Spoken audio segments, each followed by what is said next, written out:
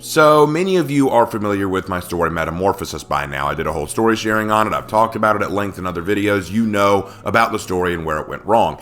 It was a story that I feel very disappointed in, but that didn't mean that I wanted to give up on some of the concepts and ideas behind it. I really did want to see if I could bring what I had in mind for Metamorphosis to life, and so I tried other small stories and ideas over the last few years to try to see if I couldn't replicate the idea with varied success, and Upon the Stars was one of those stories. Now, I do want to give full credit here. Upon the Stars is probably less my baby than it is Hannah's. Hannah, my artist friend, really got into the idea of Upon the Stars. She's the one who really spearheaded a lot of the ideas and concepts behind it, and I want to give her the praise for that because she really was the big fan of this story that kept me working on it. Unfortunately, I will admit the story's in a bad place right now. It's not unsalvageable, but I have been having to look back over it and realize it needs some work, and that really is slowing down work on it, but we'll get to that when we get to it. Let's talk about what the story is. Before we can go into that, you need to understand why Hannah loves this story so much. Hannah loves fairy tales, but what she really likes to do is take fairy tales and put them in a different context or with different analogies to the fairy tales in them. So for example, take the show RWBY. Where a lot of the characters are based on fairy tale figures. Hannah wanted to like that series because it has what she likes in it. The idea that different characters represent different fairy tale figures and their stories represent their fairy tale stories. Problem is, that's why RWBY sucks to her, because even though they made characters that look and are supposed to be based on fairy tale figures, their stories don't really match their fairy tale at all. They're just taking the visual, not the story, which bothers her because what she wanted to see was how the story of these characters reflect the fairy tale they come from. So if I'm rewriting a story about Little Red Riding Hood, it's not enough that I write Little Red Riding Hood in a sci-fi setting. What is this new Red Riding Hood story got to do with the original fairy tale? Who's the wolf? Who's the granny? What are they trying to do? That kind of thing. So that's what Hannah loves, and so Upon the Stars really does reflect this. We took kind of a Peter Pan kind of approach, if we want to be real about it. So here's basically the setup. The story follows a figure named Christopher Hook. Now, if you couldn't tell, Christopher Hook is supposed to be a play on Captain Hook from the story Peter Pan. He and his partner, Peter Peneleus, who are both gentlemen of the Galactic Exploration Fleet. This is a sci-fi setting. These two have been best friends since they were in the academy together, and they often work together on a lot of big missions. They're best buds. But Christopher has taken his age a lot better. Both have gotten up there in age. They're both older men. They're both getting gray in their hair. They're both tired out. Christopher has embraced old age fine. He's got a lovely wife. He's got kids. He's got a few grandkids on the way. He's doing well for himself. Peter, meanwhile, doesn't like getting older. He doesn't like that he's aging. He doesn't like to think that his glory days are behind him. He wants to stay on. He doesn't want to retire. But Christopher's all like, dude, we got to retire at some point, man. We gotta decide that it's time for us to go to bed, that kind of thing. And if you need a place to stay, you can stay with us for a while while you get things sorted out. We're buddies, man. But Peter's like, no, it's fine. I appreciate that, but we got to think of something. Anyway, they land on this new uncharted planet. This is going to be their last big hurrah. They're going to land on this planet, chart it out, decide if it's worth colonizing, and then head on out, and that's going to be their last adventure. But while on the planet, they discover this creature. They don't know what the creature is, but it looks almost like a fae or fairy. And they can't believe it exists. It's so strange to them, they try to capture it. The Fae, or whatever it is, they end up calling it Medio, actually resists and fights back and then hits them with this blast of energy that they don't understand, and they have to get checked to make sure that they're okay. And at first, everything seems okay. But then the next morning when they wake up, things are not okay. Both Peter and Christopher have gone through major alterations. Christopher has lost a lot of his age. Well, not a lot of his age. Peter has lost a lot of his age. He's gotten a lot younger, like he looks like he's in his 20s. Meanwhile, Christopher lost a little bit of age, but he's become a woman. Now you can see the connection to Metamorphosis. The idea behind why we did the woman thing here is, actually Hannah helped with the idea. The idea is Captain Hook in his story lost his hand. And we wanted to do something similar with the loss of something very important, and we thought the loss of his gender, or his identity rather, would be a good substitute for that. Plus, it plays into what's going to happen later in the story, which we think is incredibly important. Now, Peter is a little shocked by all this, but he's actually kind of like, maybe this isn't so bad. We've got our youth back. We can do stuff. Christopher is like, no way, dude. Like, this is not good.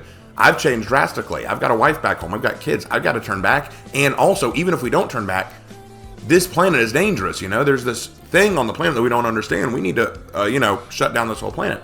Peter doesn't want that. He doesn't want this planet blocked off. He doesn't want all that stuff because he knows what's going to happen. He's going to lose the creature forever. And if they do find it, they're just going to study it, and eventually he'll be turned back. He doesn't want that. So he plans a mutiny. He basically sets up a mutiny and a sabotage, and he frames Christopher Hook for the whole thing.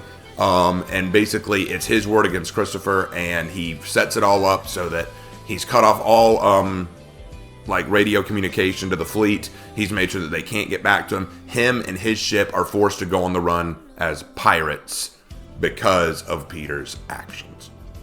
And that's how Christopher Hook, the once famed fleet commander, is now just a space pirate. He and his crew, she and her crew now, are now on the run from the very people that they used to work for. Flash forward a few years later, Christopher is still desperate for revenge and desperate to get his life back. He hasn't been in contact with his family. He hasn't been in contact with his old friends. He doesn't know what to do, and he's getting very, very frustrated. Meanwhile, Peter has become an admiral. He has gotten a lot of attention. He's gotten a lot of fame and glory and aplomb. And Peter has a secret. There's a secret that he's not telling anyone, and Hook knows what it is. He's the one who actually betrayed everyone. Hook knows what he has to do. He needs to expose Peter for what he is, but in order to do that, he needs to find the creature that did this to him. So he starts doing research to find out what the creature is. Medio was supposed to be stand-in for Tinkerbell. That was our idea behind Medio. And he finds out that Medio may actually be on the loose, because it looks like Peter tried to catch her, and she got away, and now she's somewhere in the galaxy, and they don't know where she is. So it is now a race to find Medio, and Hook wants her to turn him back and fix everything so that he can get his life back. Peter wants to capture her and keep her out of Hook's hands, and maybe find a way to eternal youth and eternal life through her. The problem is Peter has a secret. Apparently Medio did something worse to him than just give him back his youth. There's something worse going on with him, and he wants a cure for that. So I'm not going to spoil that, because it was a great idea that me and Hannah cooked up together. We like the idea. So what's good about the story? It's one of the first real sci-fi stories that I've told, and when I say sci-fi, I mean like space exploration. It was a lot of fun coming up with descriptions of space and the stars and different planets and looking at things from a unique perspective. Again, just like Metamorphosis, it was fun looking at things from a new perspective of Hook going from an elderly man ready to retire into a young woman who's on the run from everything, and Peter going from an elderly man into a young buck again, but discovering that maybe this blessing is actually a curse in disguise. Really liked exploring that. That was very fun in its own right. And of course, getting to create different alien races, interactions, old stories, space combat, all of that was a lot of fun. I really enjoyed working on the story in that regard. But it did have some problems, and I think the biggest problem was one thing and one thing only, and I think this kind of killed it for me. And I want to apologize to Hannah for this. Once again, I think that I got caught up in my idea for the elements more than I did the plot.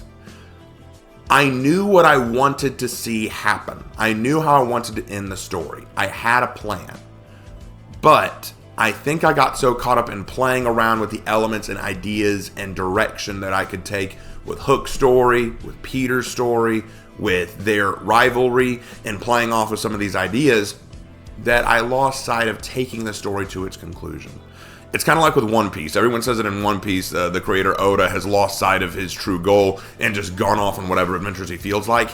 That works for Oda because he can afford to go on this long, expansive adventure. Me, I've got to keep things a little bit more tight-knit, and I didn't. And so now I'm having to rework most of the story to make it feel more like it's more tight-knit. It's an adventure, but not an adventure going without purpose, and I think that hurt after the long run. So if there's any kind of lesson I would take possibly from this story, it would be, you've got, no matter what idea you have, no matter how creative or fun or cool you think the idea is, you need to keep some of it compacted. You need to try to work within the confines of what you're trying to do. It's okay to go off and have these cool ideas like, oh, what would happen if Hook met this alien race? What would happen if she encountered Peter on this planet? That kind of thing. You can have these kind of fun ideas, but you need to also keep it compacted to, where do I want the story to end up? How do I get it there? Plus, there was still the problem of some people still assuming that, oh, well, what if Hook and Peter become a couple? No. Actually, there was a whole 2 chapters of the story that I wrote where we established that would never happen, and Hook was still very much interested in going back to his old life, even being an elderly man for it.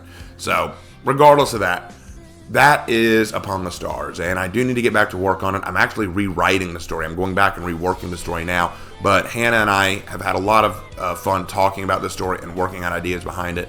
Hannah is the one who did all the art for it. She's the one who's really powered the series. I want to thank her for that. This is really her baby, much more than it is mine, even though I do love it.